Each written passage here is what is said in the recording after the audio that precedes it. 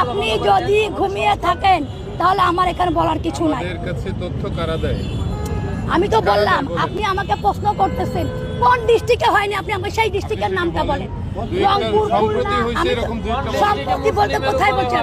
কোন ডিস্ট্রিক্টে মুসলিমের উপরে হয় নাই?